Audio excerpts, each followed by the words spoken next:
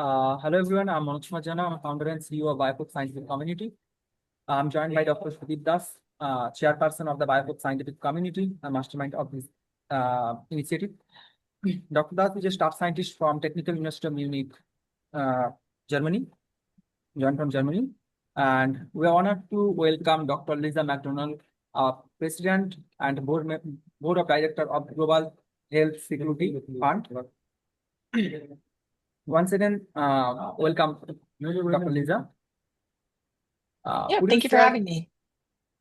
yeah, could you please share your story about your academic journey? Sure. So, as you said, my name is Lisa McDonald. I'm president of the Global Health Security Fund. I am a medical doctor, but I've spent my career in innovation. I was, I attended university a long, long time ago, and had a background in chemical physics. So I was coming from the physical side of chemistry. I was very interested in that. I decided after working in a lab all through high school, I'm not sure. So all through high school. So when I was, say, I started working in a research lab at a university near where I lived during the summers when I was 15 and 16, and had the opportunity to publish some scientific papers on the things that I was working on even before I got to high school. So I arrived in high school in the United States with a background in research and continued to develop that. I mean, in college, I continued to develop that over my time in college.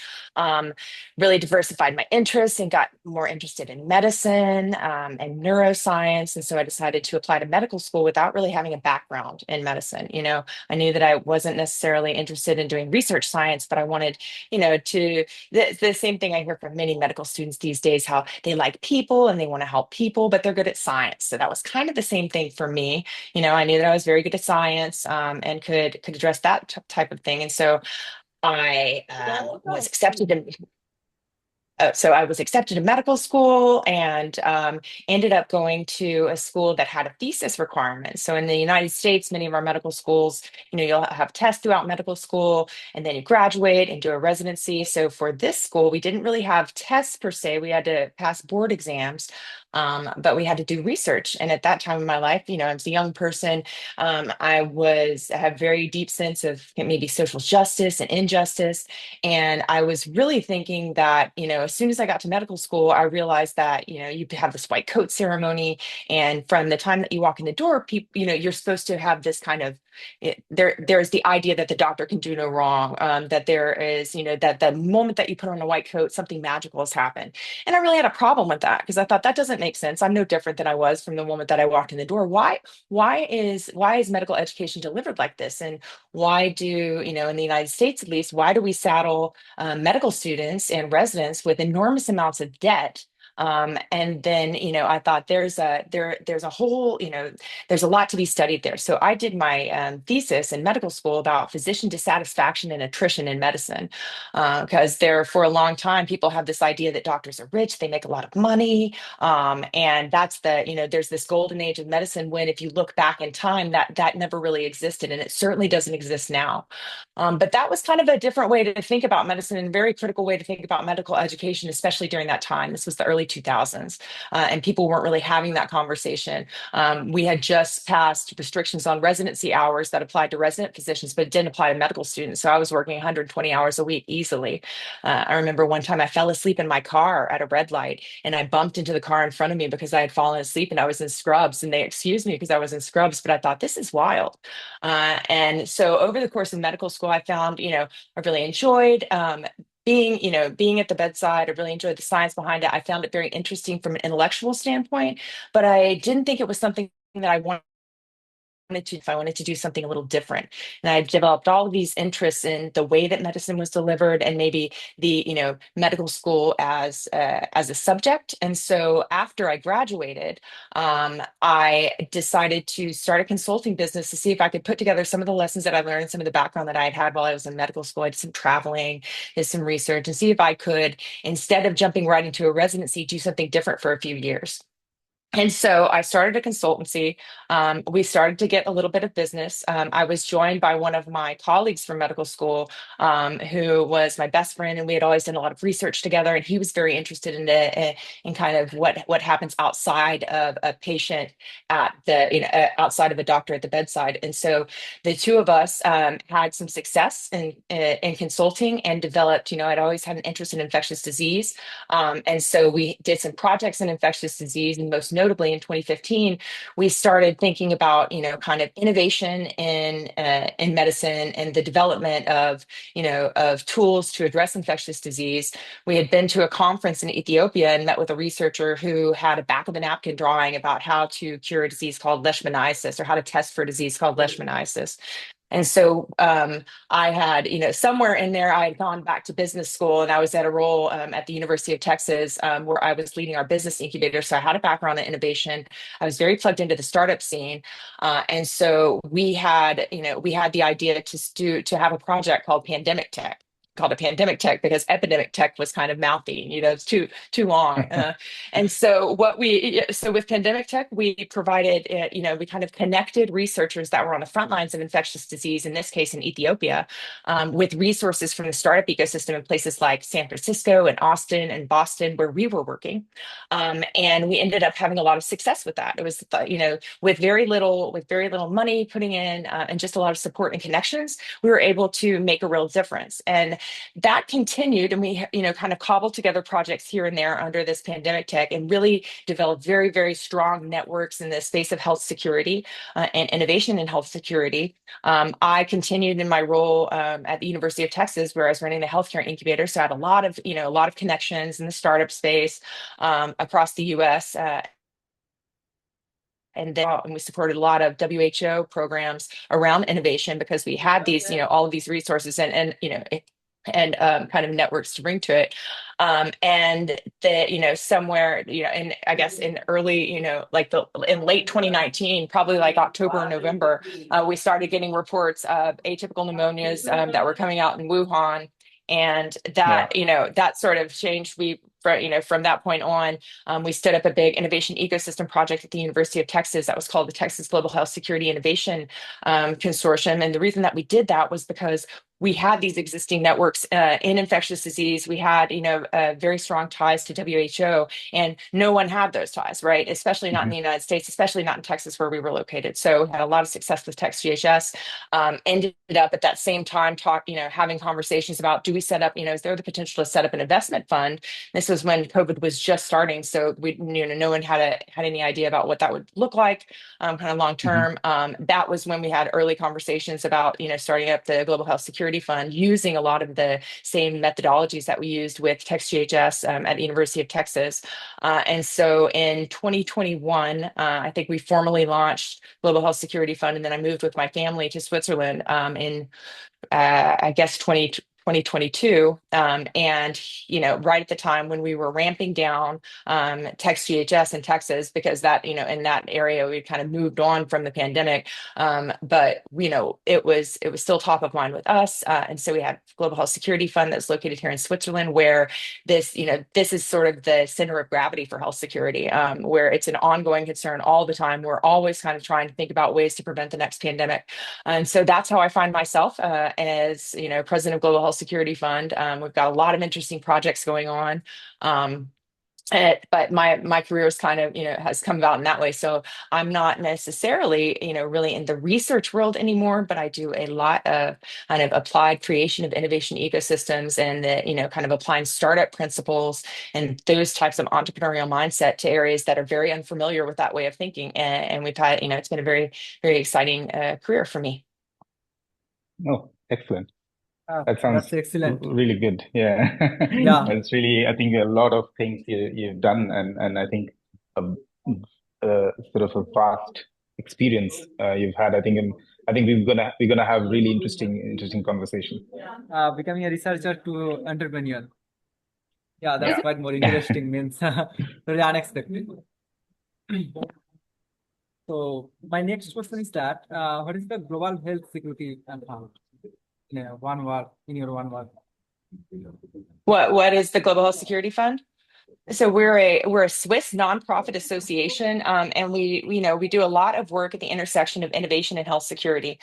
So what does that mean? Well, right now we have two main projects going on. Although we do a lot of kind of support for different UN agencies when it comes to maybe the creation of innovation programs or the interrogation of innovation programs. Right now is a very interesting time to be involved in the world of public health or health security. A lot of the funding has dried up in this space, and a lot of the UN organizations that used to work in this space have kind of moved away. WHO is shifting their priorities. And so we find ourselves to be a very, a small nonprofit association that's having an outsized impact because we're able to fill in the gaps for UN organizations that have maybe lost funding, or now they're having to reimagine what their mandate is, and maybe it's not as aligned with innovation. I told you guys about my background. I came into this space in the 2000s, when medical school and innovation, medical school and the startup scene, these things didn't speak to one another at all.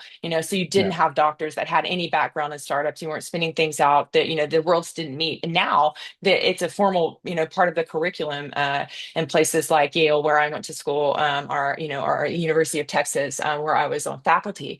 And so we're able to, we speak the language of startups and we speak the language of innovation, and we're able to, to look at, work alongside UN organizations and big, NGOs that are interested in, in having activity in that space, but they don't have a long, track record. They don't have they're not business people. They're diplomats. And so we play in that space, and have had a lot of success there. Our two major projects right now, we serve as secretariat for a program called BioPrevail, which is a program that, we created, that we launched, and that we're working, with the World Organization for Animal Health, and Global Affairs Canada, the government of the United Kingdom, and many other big partners. And all of these organizations want to come together and find a way to improve the way that laboratories function, especially in resource-constrained settings.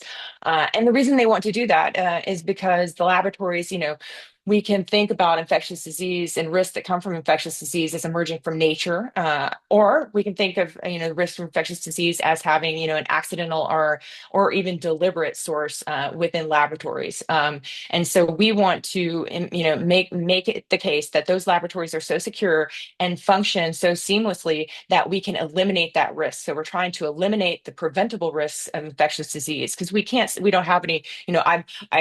We have no influence over what is happening with a bat in a cave, but we can definitely, create systems that make laboratories function, and function more efficiently and safely, and especially more securely all around the world. So that's one of our major programs right now. And you see, we're standing up basically an innovation challenge around infectious disease. So it's the same type, the same mindset, the same tools that that we were using back with pandemic tech, coming up with ways to support entrepreneurs, ways to support hot zone innovators. We're doing the same thing, but we're applying it now to the lab. So, you can think of Global Health Security Fund as, as a nonprofit that really is trying to, to create a place where we can, drive innovation that addresses infectious disease. Really great. Yeah, I think it's a really, I think it's really I sort of understand that, because I myself, I'm also responsible for biosecurity and biosafety in my department. And I right now, when I moved from being just a lab scientist to this sort of field, and sort of having that responsibility, I can now relate those things what you said better. And I think this is really interesting. Yeah, go forward, Manoj. Yeah, thank you.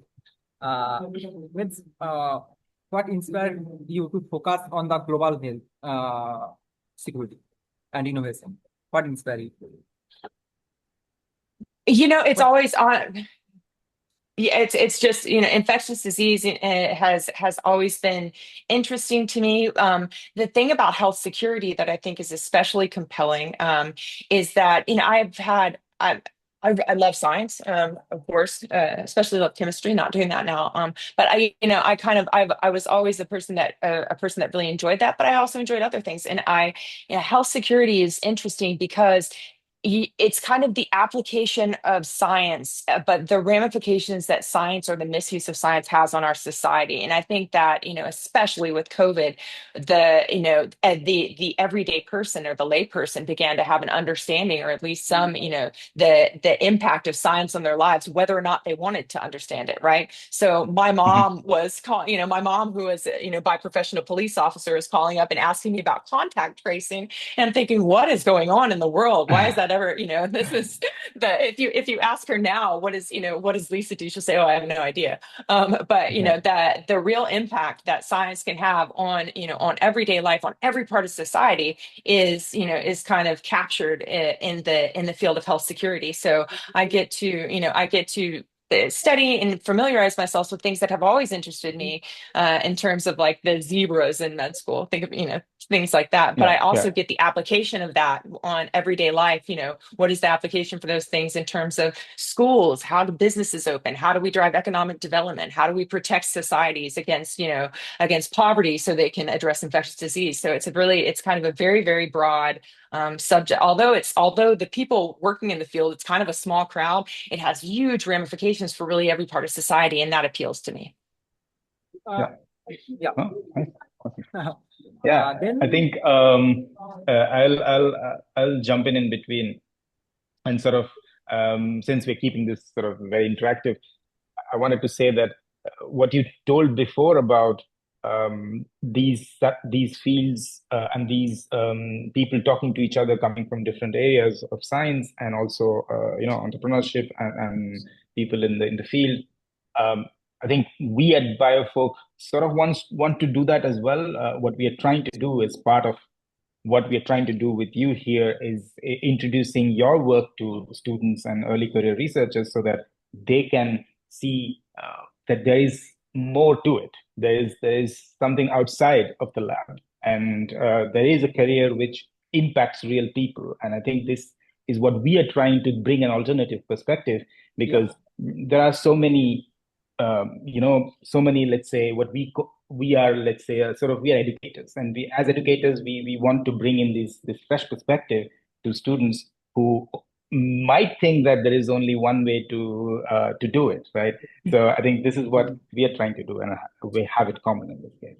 Right. Yeah. People, and that's an ongoing conversation, right? So prior to being at GHS Fund, I was at the University of Texas, and one of the things that we worked all the time with, with graduate students and postdocs, was about thinking about careers outside of tenure track professorship, right? There's a fixed number of those opportunities, and there are many, many different places that PhD scientists are needed in the world that aren't, on, in a lab publishing for the purpose of, of having careers in that part of research. And so there's so many different ways to get involved in that. And one of the ways, because of where I was at the university, that we would want to introduce PhD students especially to, is working with startups. It's a very, very common and very dynamic career path. And the sooner that you get involved and the sooner you're exposed to that, the richer that your career could be in that area. So we need scientists, we need researchers that are in the lab, we need tenure track professors, but we also need, PhD students and scientists and postdocs that are, have entrepreneurial thinking, that can create businesses, that can drive economic development, that commercialize technologies and move things from the bench to the bedside. So I think it's a hugely important role. Yeah.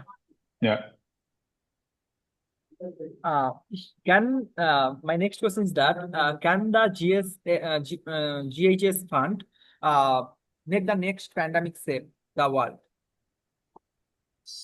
I mean, hopefully. I think as I said, there's amount of risk in the world from infectious disease that has always existed and will always exist, and we can't ever bring that down to zero. But I think what we're trying to do, and especially because it's a fascinating topic. Right now, with the political changes and the funding changes, the institutions that we looked to address COVID, especially in the early days of COVID, are being kind of we'll say, for the purposes of this conversation, they're facing huge changes, and so they will be asked and expected to function differently. And so, despite a lot of people might interrogate the response of organizations like the UN, like the WHO, their response to COVID, I think everyone would agree that in the future, the response will absolutely look differently, and it will need to come from different sectors, and we will need more, more cooperation on the front end, and the time to lay the groundwork for the ability for us to cooperate, for the ability for us to respond to infectious disease threats is now. It's not in the future. It's not when there's more funding. It's not when we see something at risk. This is the same, it's the same challenge that we face in preventative medicine, right? How do you measure your success if what you're trying to do is prevent something? So how do you measure the incidence of something that never happened? And that's what we're trying to do, especially when it comes to health security, and especially when it comes to innovation in health security, is recreate the way that we deal with this entire topic in a way that that we can prevent loss of life from infectious disease. I think there's a lot of important conversations going on in that space about surveillance. A lot of important conversations going on, especially within BioPrevail, that we're serving Secretariat for, around eliminating the risk that comes from these, sort of like man-made reservoirs of infectious disease, which we'll think of as laboratories. I think a lot of very smart and passionate people are focusing on this problem. So I hope that we, if we can't prevent it, we can eliminate, the massive loss of life, massive loss of, of kind of funds that, that we saw with COVID-19, and respond better in the future. So. Yeah. Okay. Yeah, that's great. I think that's a very important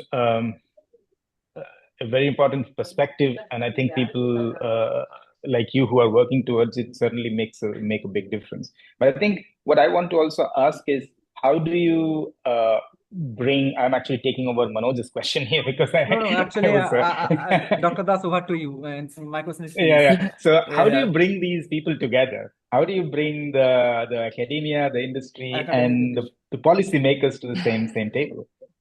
So the same question. Well, yeah. So that is, honestly, guys, that is the challenge, right? This is probably the thing that's most interesting to me about, this innovation consortium that we set up at the University of Texas, definitely in the creation of GHS Fund, and most recently BioPrevail, is each of these different programs that I was responsible for creating. The biggest challenges have not been scientific challenges. I very rarely wear my hat as a scientist.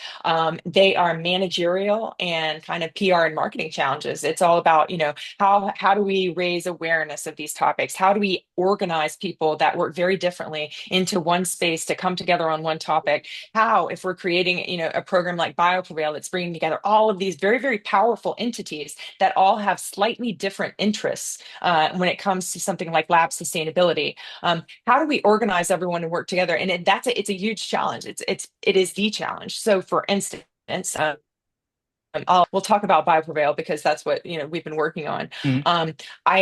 We use it, and my approach to this area has always been creating innovation ecosystems, meaning organizing all disparate type partners and organizations onto a virtual platform where we increase those fortuitous collisions that you see in in startup ecosystems. In Austin, I would have, I can meet with a funder on the sidewalk, just, crossing paths, those types of things. So to try to recreate that type of startup environment in a virtual setting, bringing many different people to the table. And then for BioPrevail, for Text GHS, we did it for GHS Fund. We began all of these projects with a period of discovery, stakeholder interviewing, understanding very simply from going person by person, organization by organization, understand who are you, why are you interested in this topic, what can you bring to the table, and what do you need to get out of it to see this as beneficial. And just that simple act of understanding where everyone's motivations are, what their bandwidth is for helping, and then going person by person, and in our case, admitting them onto a virtual platform and starting to have programming and ways of interacting with one another, all for the purpose of building out this kind of inviting new voices to the table to address a problem that, in the case of lab sustainability, has been around for decades, but you have kind of the same 20 or 25 people that are discussing it in the world. It's very interesting. There are a lot of these like super, super important topics where it's kind of the same group of people that speaks to one another. And there's, very real silos that exist.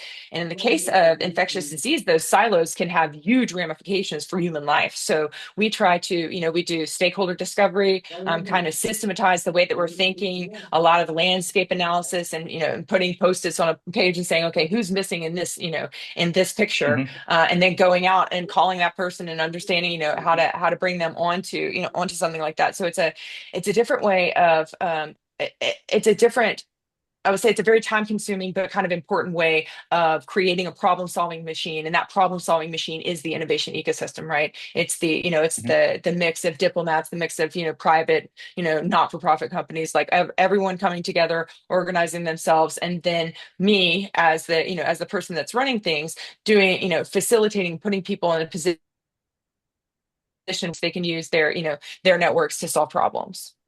Yeah. Yeah, I think that's a difficult job. I can say that. I mean, I'm pretty sure that's very difficult. I mean, you make it sound very easy. What I also want to bring in this discussion is what I had a perspective difference when I moved from India to Europe to do my research. And you were touching on that particular topic a few moments ago. That in India, the medical field. I don't know. Maybe it changes a bit now, but I think Manoj will be able to say, but as he worked in the biggest hospital in India, that researchers and medical clinicians do not talk to each other so much. Yeah. I mean, that's not really what they do and getting involved in research. And what I saw here is that every, let's say, consulting physician actually has their own lab. And then there is like a research they are doing, which they are interested in, and things like that. So I think this connect definitely helps, because otherwise you wouldn't open your mind to certain things like this, and going into it. Yeah. Right. Yeah. So I think what I would do is ask you a couple of more questions towards sort of the global health aspect, and then I would, for our audience, because most of our audience will be early career researchers and master students, bachelor students, I want to move a little more towards career perspectives. But let me ask you, one of the global health questions I had is, what are some of the strengths or unique strengths and challenges you face in working with the global south, in terms of, like, let's say, the innovators who are working in the global south compared to what they would face in, let's say, high income countries?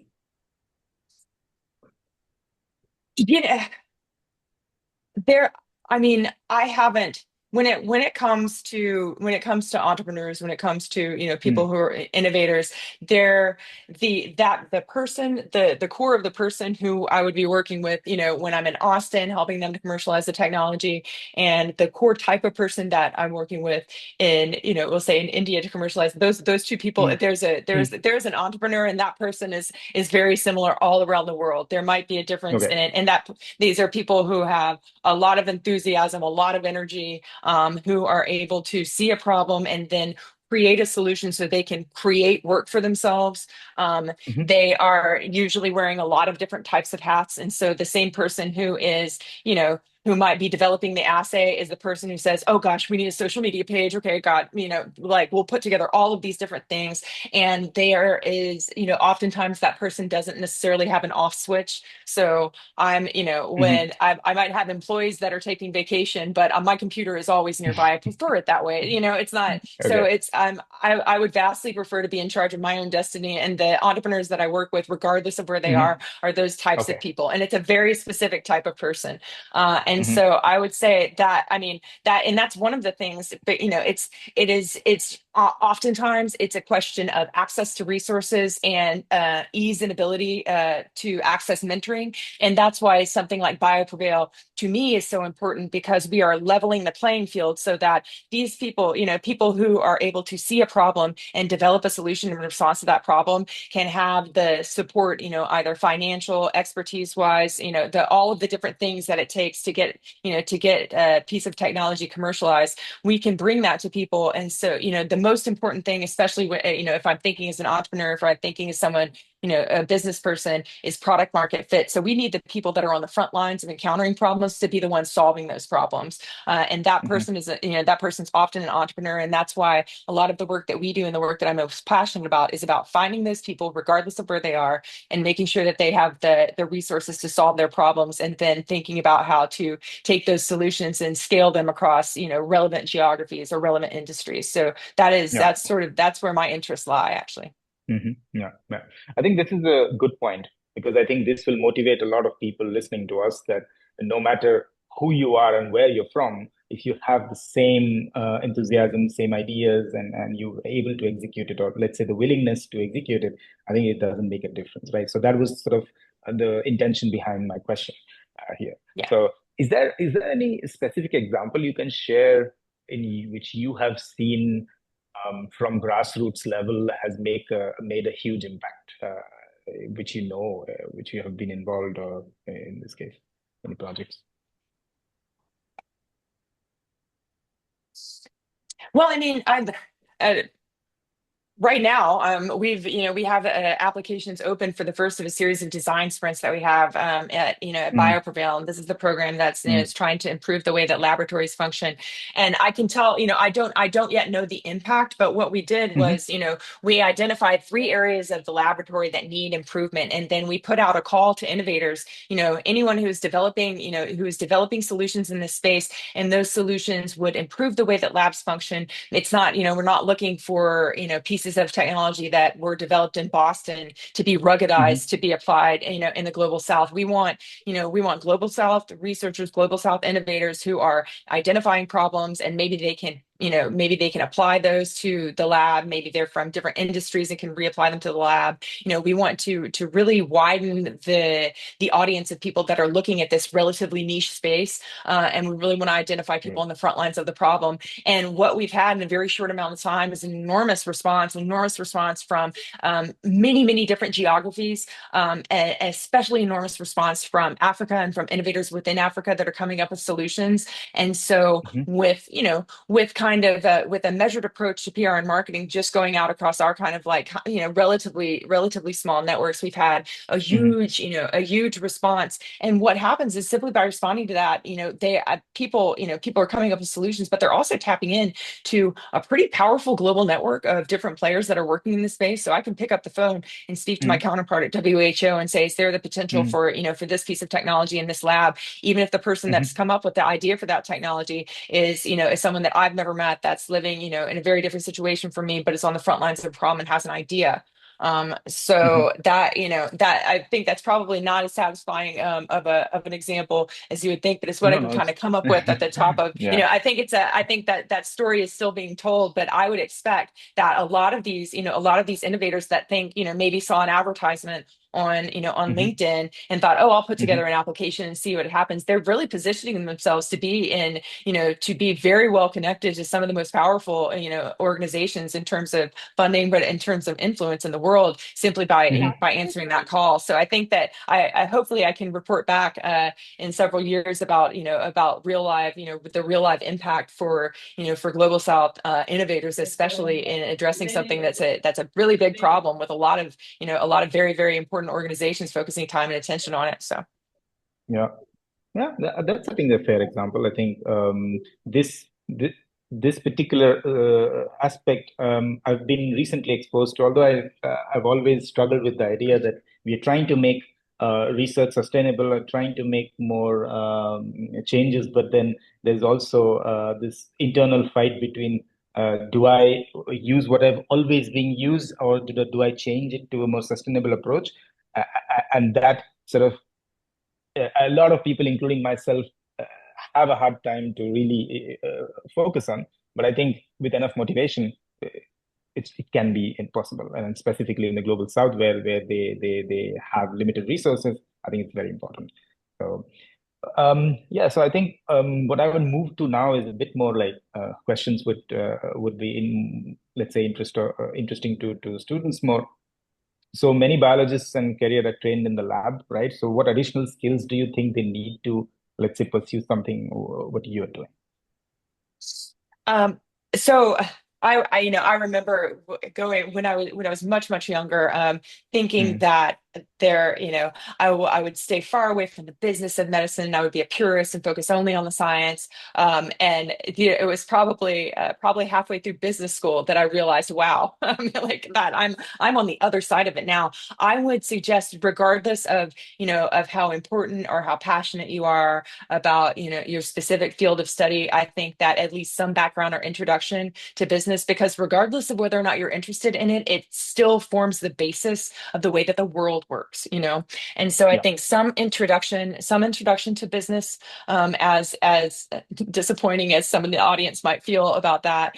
And then, you know, one thing that has been very important for me, I was like captain of my debate team growing up, and really focused on public speaking and having the ability and the comfort to get in front of people and speak publicly. And that ability, it sort of waxes and wanes. It's very much like a muscle. You have to stay fit from a public speaking perspective, and be sure that you're comfortable representing yourself in front of people, because especially as my career has gone on and on, you know, ultimately what I've been called to do, and one thing, a good skill set, is to be able to jump up in front of people, lead a meeting, jump up in front of people and offer commentary. And so it's not, you know, it shouldn't always be the loudest voice that's heard, but so often in public discourse, you do have to be able to stand up in front of people and represent what your organization is saying or represent yourself. And so I think public speaking, or even something like I did Toastmasters, as well as I was when I was getting back into public speaking, which I really enjoyed. So make it something, you know, don't make it a chore, make it something that you enjoy. Make it, you know, for myself, when there have been things that maybe I wasn't immediately good at, or things that were a challenge, I tried to, inside my mind, turn that and say, no, I'm going to make this the thing that I'm best at. I'll make myself the expert at this. And then by doing that, I kind of meet something, and no longer fear it. So I think probably courses in business, or at least some introduction to business and entrepreneurial thinking or design thinking, and then, you know, some instruction, or, you know, at least regularly exercise your public speaking muscles. Okay. Yeah, that's great advice. But and let's say existing researchers, how, I think obviously it would depend on the field you're working in, but how do we as researchers get involved in something like global health, and how do we get in touch? How do we even take the first step? Well, so I mean, it kind of depends. There's many different roads to get to global health. I think it's probably easier to think about if you're in the lab. I can speak from the perspective in the United States. A researcher who is in the lab has a couple of different pathways, right? And there's a couple of different purposes of the laboratory itself. The University of Texas, we're a top, you know, tier 1 research university, and so there's a lot of intellectual property that's coming out from the university. And in the U.S., that intellectual property is, you know, there's value attached to it, and you know, sometimes it is licensed to big existing companies. Sometimes it is licensed to researchers to commercialize their own pieces of technology. And when that happens, and a researcher, or say the PI in your lab, wants to form a startup or wants to think about commercializing a technology, very easy for research assistants or people that are in the lab to jump into that startup and wear a different hat and get used to that experience. So if you happen to be fortunate enough that you have proximity to a PI who is going to do a startup, or is going to think about commercializing a piece of technology themselves, jump into that situation, or at least go, you know, attend. I know at every university around the world, there are lunch and learns where researchers are talking about their research, and, you know, where they want their research to go. And so I think the more that you can kind of familiarize yourself with that translational aspect of what's happening in science, the closer you get to thinking about, you know, what is the world outside of the very clear pathway that you might have set up for yourself. So really, you know, to me, I think translational research, familiarizing yourself with what that looks like, is a good and accessible way for, you know, for students or for people who are actually in the labs to introduce themselves to something else. So from my perspective, obviously, I'm always going to kind of, you know, raise a hand and say, jump into a startup, like volunteer your time. That's the best way, especially in this case, to learn, is by doing. And everyone, you know, it's the first time for everyone at some point. And so there's a very high tolerance for learning on the go, in the startup world. Yeah. And also, I think there is always, I felt that there's always a hurdle in mind. And even though you want to do it, you need that stepping stone. And this is what we are actually talking about, right? So how do you get to know these networks? And are there anything specific you want to point out about, I don't know, networks, incubators, or fellowships, which will help students go towards this field? You know, I'm pretty sure they're around because I had a conversation with them in the past. But if you can go to websites like Doc Jobs, which I Hmm. think it lists opportunities for Hmm. for people in the progress of getting a PhD or an MD, and these are opportunities that are sort of about the research science. So maybe they're Hmm. for, associates or analysts with venture capital firms where they want someone who has a science literacy, understands, can read through a paper and sort of digest what's there, to provide their input on, maybe potential investments or maybe potential startups. And so those, accessing things just online from the comfort of Hmm. your own home, you can see what different types of opportunities are out there. At UT, we would have grad students that were working at the incubator, and we would assign them to a startup, and they would work with that startup through, as they were receiving support. So that's always a good way to get involved. Um, yeah, I mean, those are the startup space is very conducive. You can volunteer your time, you can start hang around your Yeah. local incubator or accelerator and getting involved in that way. Mass Challenge is out there. I think they have a global footprint. Y Combinator, they're all the kind of big names in this space are very conducive to working with students or working who are still in training. And what I would always say to interns and people and associates that were working with us at ATI is, you should take advantage of the time that you're a student. You literally have a magic wand, and that magic wand is a Mm. phone that you can pick up and talk to anyone. You guys reached out to me on Hmm. LinkedIn, and it was Hmm. easy peasy. You can connect with anyone, and people are very people will oftentimes speak to students when they wouldn't necessarily speak to people in their career for a variety of different reasons. But it's Yeah. absolutely the case, and it's been proven out over and over and over. So take advantage of the time while you're still training to pick up the phone Hmm. and call whoever you want to and ask if there's Hmm. opportunities, ask how you might get involved. Yeah. Okay. Yeah, that's actually great advice. Yeah. I think this is what I also tell people that I mean you can write to someone, get in touch with them, and the worst that could happen is that you don't hear back anything, right? I mean Yeah. that's I think that doesn't harm. Um yeah, and also I think what do you think about international collaborations? Do you think that is now increasing, or do you think there's still more work to do in research, and mostly, let's say, in global health research? Um, well, I think it's, I mean, a great deal of Hmm. international cooperation. I don't have tons and tons of background in that, so I can't Mm. specifically Mm. say. I will say Mm. that, in the organizations and the places that we're working, we're very much, but by nature, of the work that we do, there's a lot of international collaboration.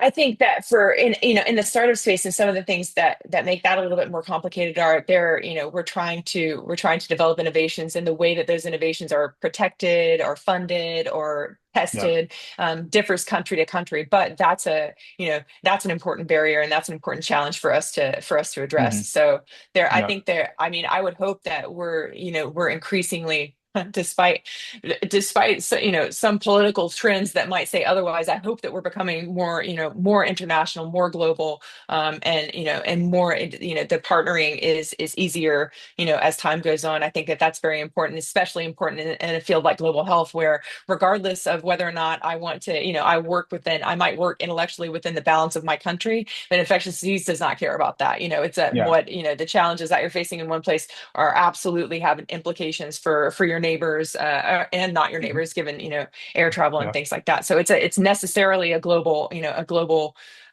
problem, and so global problems require global collaboration. So I hope that's on the increase. Mm. Okay. Yeah. Yeah, I think so too. I mean, at least in laboratory science, I see global collaborations, and we also from our side do that. I think that's really important, and specifically when let's say organization, countries, entities, whatever you can say, have with resources talking to the same or their counterparts with limited resources, and then they're trying to make a certain solution from a problem. I think that is very important. um, okay, yeah, I think a couple of more like uh, questions for the, let's say, the future of the world, as you may say. This is sort of the last few questions. So looking ahead, what do you think now, as we are talking about infectious diseases or maybe any diseases, what are the biggest threats in global health in, let's say, I don't know, the next decade or so? Well, the biggest threat that most people are talking about, especially when it comes to the biggest potential or biggest threat, is sort of the interface, the synthetic biology and artificial intelligence, and the ramifications that it has on the creation of, dangerous pathogens or pathogens that, that have the potential to become dangerous. So that is an ongoing kind of growing concern amongst all players in the health security sector, be they diplomats or, kind of entities like Global Health Security Fund. So getting, having an appreciation for the magnitude of the threat, I think is especially important. But as we know, if the last 2 years have taught us anything, it's that the world can rapidly change in response to, technological innovation. And there are a huge, it's kind of like a huge Pandora's box of dangers that we don't even understand are there yet, are kind of brewing. And so that's something that that I think a lot of people in the health security space are talking about. Yeah. I think two things which I am very fascinated with is one is AI, and one is 3D printing, or let's say material printing, right? So what do you think are these two things? I'm hopeful that these two things are going to make, let's say, what you do easier in the global south. Is that a perspective you agree with?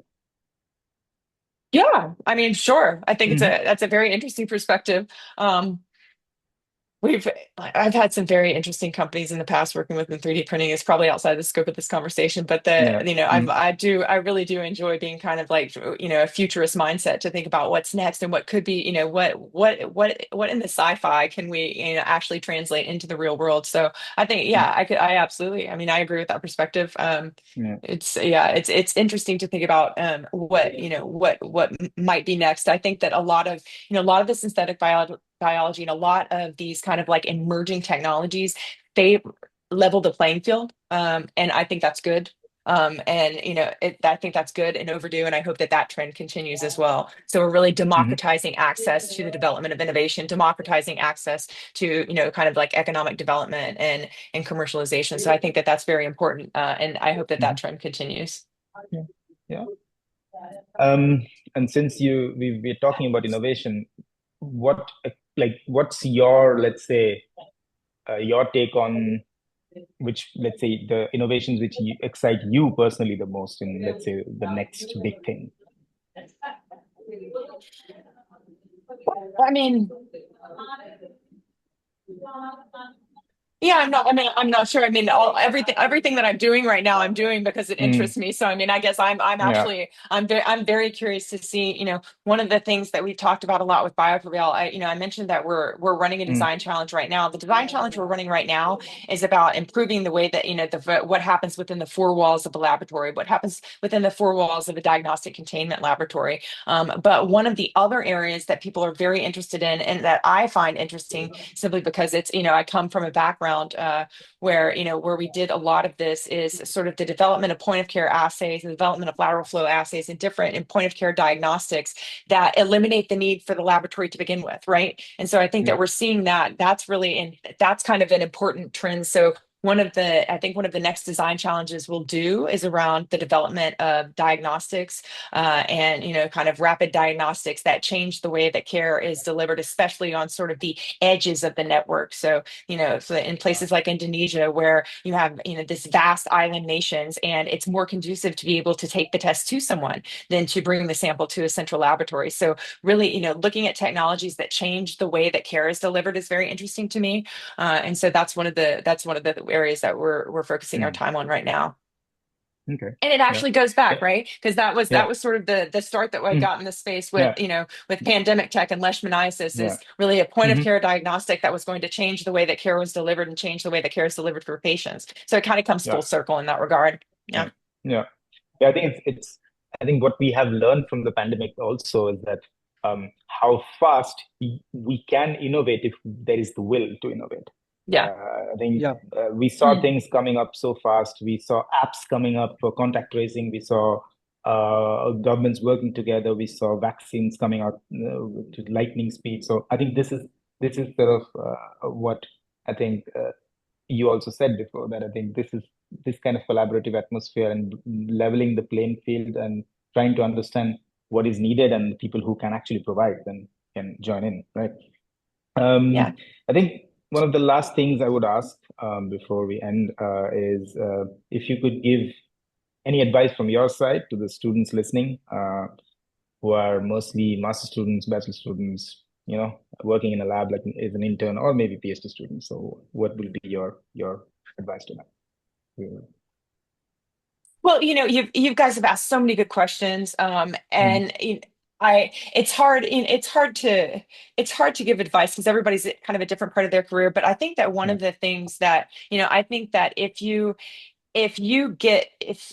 can get through your education and get through your training with having learned some resilience. So I think it's important to fail, and it's important to learn lessons from those failures. And so if you begin to think of yourself as the type of person that not who has never failed to succeed, not someone who doesn't make mistakes. I always get it right every time. I'm the smartest one in every room. Think of yourself instead as someone who can, no matter what happens, I'll be fine. No matter what happens, I can come up with a solution. I might be disappointed. I might have made a mistake, but I'm not going to dwell too much on it. I'm forward looking. Don't beat myself up about things in the past. Leaving training or getting to a point in your life or a point in your career where I can say that I consider myself to be a resilient person, and I think that is one of the most important. It's more important than being the smartest person. It's more important than being the richest person. Being the most resilient person. That's the type of person that you want on your team, where no matter what goes wrong, I know that I'll be fine. I can keep moving forward, and I'm not going to dwell too much on the mistakes. I'll learn from them, but I'm not going to dwell on them. I think that's a really important skill to have. Yeah, I think you gave the best advice at the end. Anyways, right? Yeah. And that was really good advice. Thank you very much. Yeah. No, I have one last question. If you're not a entrepreneur, then what do you want to like to be? Anything else? What's that? I didn't hear you. I'm sorry. Yeah. If you are not entrepreneur, then what do you want to be? If I'm not an entrepreneur, what do I want to be? In Guys, your career, in your career, well, okay. The honest answer is, and it's a silly answer. I really loved true crime. And I wish I had been a police officer. Both my parents were police officers, and they said, this is not the career for you, but I wish I had been a detective. It's too late. I can't go back. I'm literally too old to do that now, but I would have been a detective. That's cool. Yeah, I think that's cool. Yeah, really good. Thanks. Okay. So thank you very much for all of both of you for joining. And